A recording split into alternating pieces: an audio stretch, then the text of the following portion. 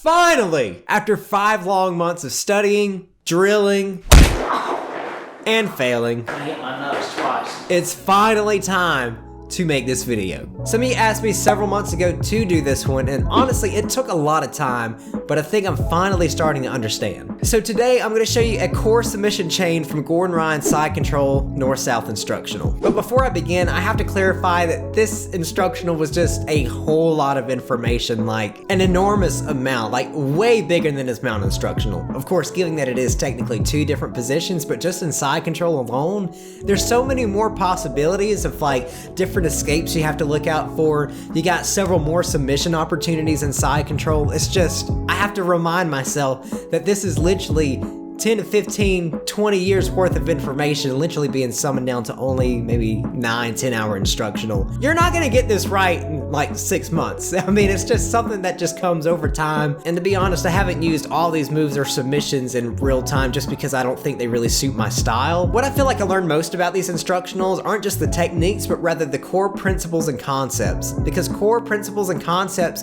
can be applied to just about any position in jiu-jitsu. As the old saying goes, it's position over submission. The submission will eventually come. So to try to keep this video as short as possible, I decided to show you guys one of the coolest submission chains that I found from this instructional that I've received high success with over the past several months. First off, we have to understand that jiu-jitsu is pretty much a battle for inside position. While it may look like I have established a good side control, my opponent has good frames preventing me from doing my attacks and is making me more cautious of an escape. So starting out, we must make sure we try to get inside position and avoid recovery of the side guard. We do this by using an inside bicep tie to immobilize my opponent's arm and walk toward my opponent's legs, causing his knees to point to the opposite direction.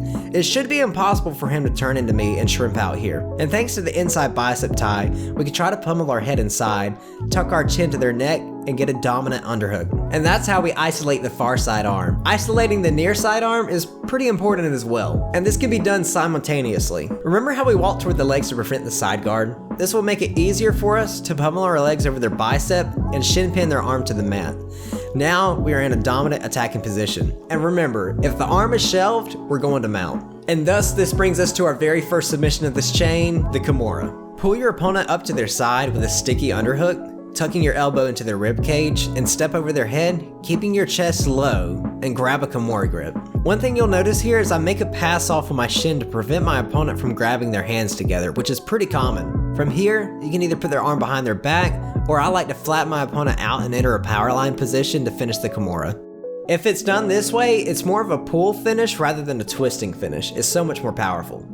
If by some chance your opponent manages to grab their hands to defend the Kimura, they'll usually have lazy elbow positioning, making it really easy to step your foot through the hole and fall to your side while still maintaining the Kimura grip, and triangle your legs. You'll find that the strangle usually isn't there immediately, so we'll have to make an adjustment.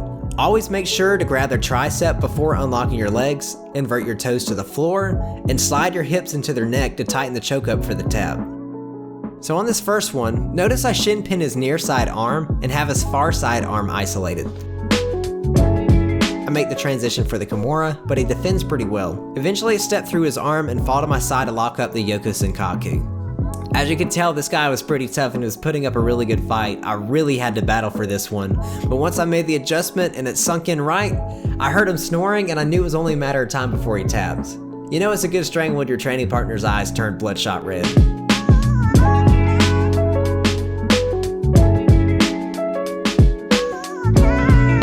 Alright, I know what you're thinking. If my opponent doesn't have lazy elbow positioning and I just can't step through their elbow to get the Yoko Sankaku side triangle. Dadgummit, can we please just start calling it triangle? If your opponent's very disciplined at keeping their elbow tucked, that is the best opportunity for a legs Kimura. Every time I do this one, I feel like I channel my inner Fionn Davies. First, we have to do a pseudo Kimura with our hands. Place your hand on their thigh to try to keep their legs down. You'll understand why in a second. This will give us a free opportunity to throw our leg to the other side, using the crook of your knee as the fulcrum. To finish this properly with someone who has healthy, flexible shoulders, I'd want to transition to my left hip on top of his, and push with my leg and pull with my upper body. And when I say this is a devastating finish, I mean this can really be detrimental to your training partner if you're not very careful with this one. So even just practicing this, I highly recommend just being real slow with it. Don't force anything to happen because you really can't pop your training partner's shoulder this way. Because most people will tap way before you even get to that point.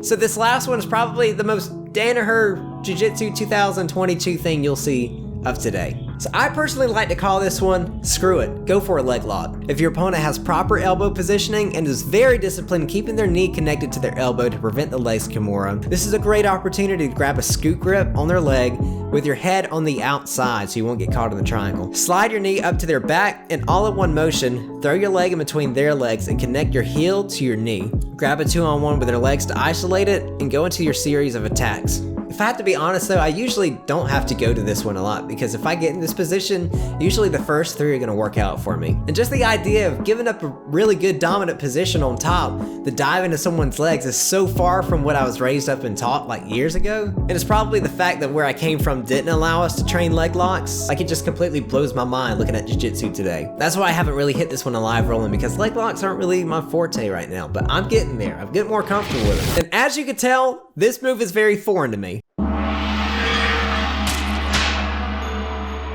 So this was one of the coolest sequences of the instructional that I've found so far to be one of the most successful, and I've had so much fun using this one in real practice. I just knew immediately when I saw it, I had to share this one for you guys, and I'm not trying to take anything away from Gordon Ryan's instructional because believe me, 9 to 10 hours of content, people. No matter what skill level you are in jiu-jitsu, I highly recommend getting this instructional because you will see great results just from it. I highly recommend getting this one yourself because no matter what skill level you are in jiu-jitsu, some of the details and principles that he shares is gonna drastically increase your game. After several months, I finally did it. Guys, I'm so excited I finally got to do this video because I've studied this for months upon months and I finally got to do it. This one was super fun to make and I hope you guys really enjoyed the content.